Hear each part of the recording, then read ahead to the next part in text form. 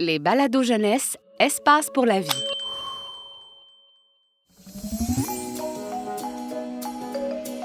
Vous écoutez Radio Plante, la radio par et pour les plantes.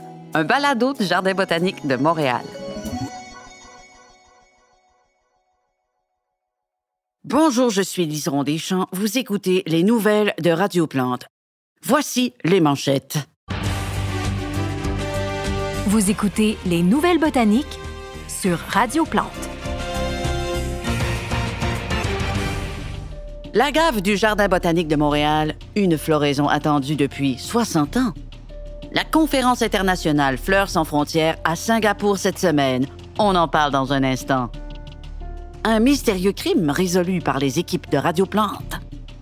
Et enfin, notre dossier de la semaine, les plantes voyageuses. Mythe ou réalité? Nouvelles botaniques sur Radio Plante. Aujourd'hui, aux Nouvelles botaniques. Un récent sondage de l'Institut botanique révèle que 90% des végétaux de la planète font des fleurs. Ça veut dire que 9 plantes sur 10 utilisent la floraison pour se reproduire. Ce beau succès a débuté il y a 140 millions d'années, quand les fleurs ont fait leur apparition. Ah, fleurs toujours!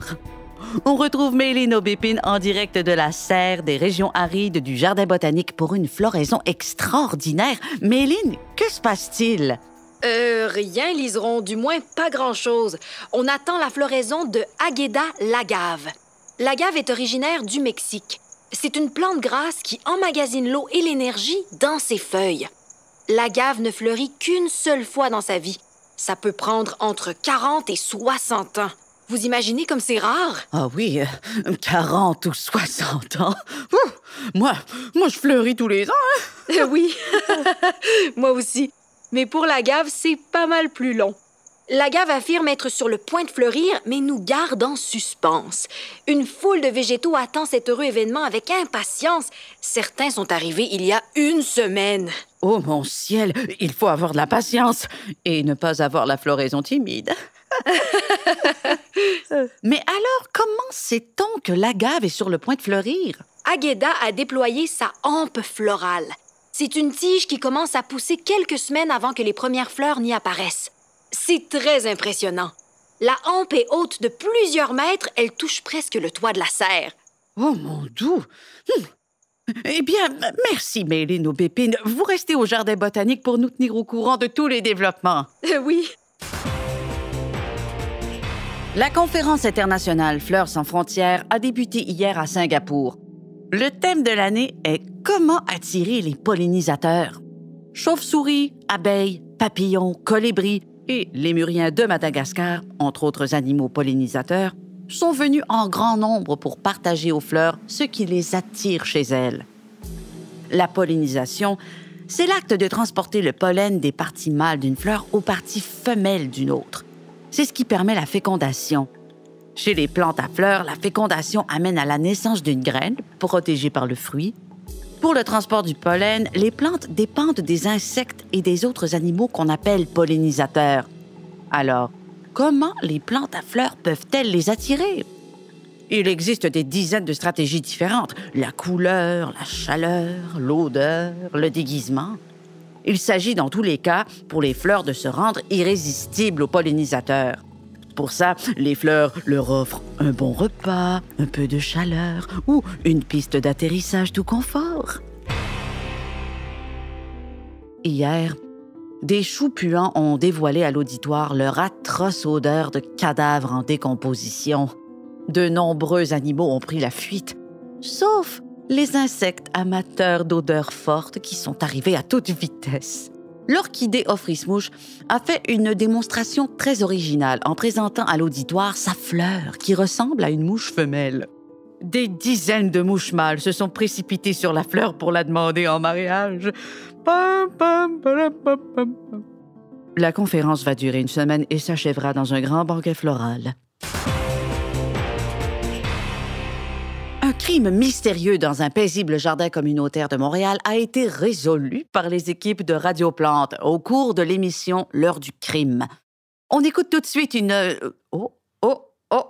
Attendez. On m'informe que nous avons des nouvelles d'Agueda Lagave au Jardin botanique. Nous retrouvons Méline Aubépine en direct. Méline? Oui, Liseron. L'agave est sur le point de fleurir. Les plantes et les insectes retiennent leur souffle. Comme vous le savez, les plantes fleurissent lorsqu'elles atteignent la maturité et sont prêtes à se reproduire. L'agave, elle, est une plante du désert.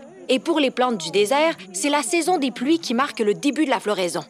Les conditions de la serre du jardin botanique sont actuellement idéales et c'est tout à fait... Méline? Oh, ciel bleu, Liseron, c'est magnifique!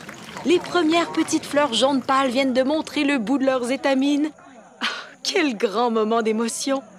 Fleurir pour la première et la dernière fois à 60 ans, c'est beau! Quelle belle histoire! Merci, Méline Aubépine. Les nouvelles botaniques sur Radio Plante.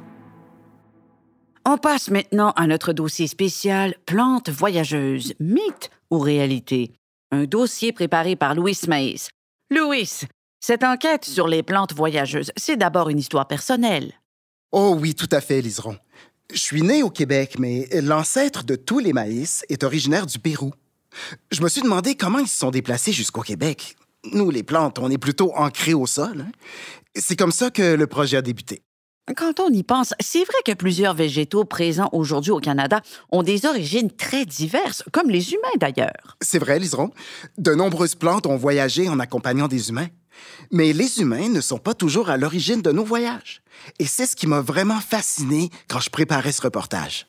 On écoute tout de suite Plantes voyageuses, mythe ou réalité, un reportage qui nous amène aux quatre coins du monde.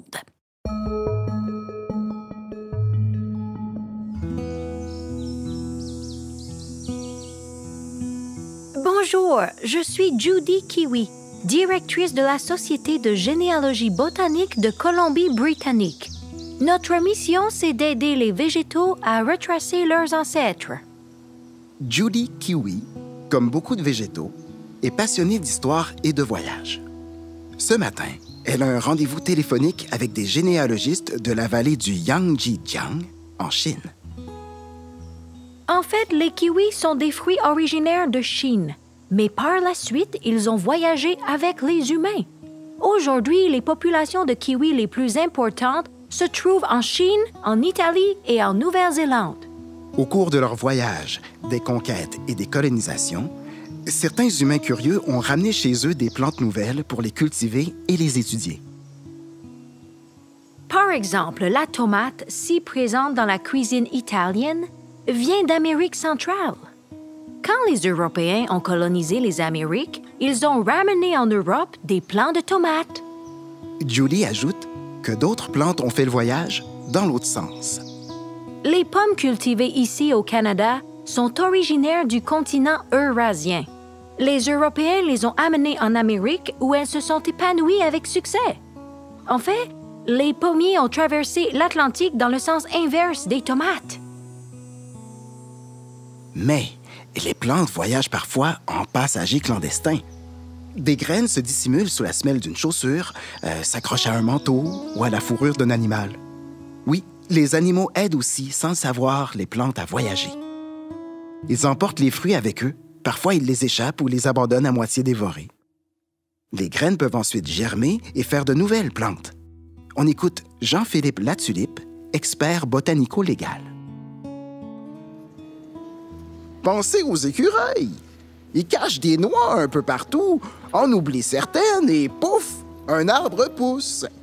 Et les crottes aussi. Les crottes, c'est important. Quand un ours mange un fruit, souvent il ne digère pas complètement les graines qui se retrouvent intactes à la sortie. Mais nous, les plantes, n'avons pas toujours besoin d'humains ou d'animaux pour nous déplacer. Nous savons faire preuve d'autonomie. Le pissenlit en est un bon exemple. Un coup de vent souffle les graines et les emporte au loin. Un seul pissenlit peut faire plus de 2000 graines. C'est pour ça qu'on en trouve absolument partout. Mais le vent n'est pas le seul élément impliqué. Jean-Philippe Latulippe. La noix de coco est une navigatrice expérimentée. Le cocotier laisse tomber une noix de coco, elle est emportée par le courant de l'océan et se retrouve sur une autre île, n'est-ce pas? Où elle peut germer et donner naissance à un cocotier. C'est probablement comme ça que les cocotiers se sont répandus sur les îles de l'océan Pacifique. Au fil de la recherche, une évidence apparaît. Les plantes voyagent, avec ou sans les animaux, avec ou sans humains. Depuis des millions d'années, elles ont fait le tour du monde. Alors les plantes voyageuses, mythe ou réalité? Le mythe, c'est l'immobilité. La réalité, c'est le voyage. C'était un reportage de Louis Maïs, à la recherche Marie-France Garance. Louis, c'était fascinant. Je retiens que pour voyager, on peut compter sur la force du vent, celle de l'eau et sur la gourmandise des humains et des animaux, hein? Bien sûr, c'est grâce aux humains si on prend l'avion maintenant et qu'on va dans l'espace. C'est exact. Des plantes poussent en ce moment même dans la Station spatiale internationale. La première plante à y avoir fleuri est entrée dans l'histoire de la botanique. Je rappelle à nos auditeurs et nos auditrices qu'il s'agit de l'astroplante Yasmina zinnia, qui a donné naissance à de jolies fleurs orangées en 2016 dans la Station spatiale internationale. Louis, un mot de conclusion? Eh bien, même si nos racines nous retiennent dans le sol, notre immobilité est seulement apparente. Nous, les végétaux, on est plein de ressources pour partir à l'aventure et nous adapter à toutes sortes de milieux. Merci, Louis. Cela conclut notre émission d'actualité Les Nouvelles botaniques. On se retrouve samedi prochain à la même heure pour les nouvelles de la semaine. Je suis Liseron Deschamps et vous écoutez Radio Plante, la radio des plantes.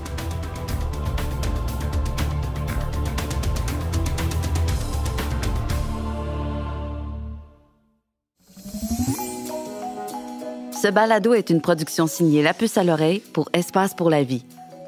Un texte de Lucille Aumonier et Martin Payette, avec les voix de Véronique Pascal, Philippe Racine et Noémie Leduc-Vaudry. Une co-réalisation de La Puce à l'oreille et des Studios Bakery. Espace pour la vie est un service de la Ville de Montréal et le plus important complexe en sciences de la nature au Canada. Pour retrouver tous nos balados, rendez-vous sur espacepourlavie.ca.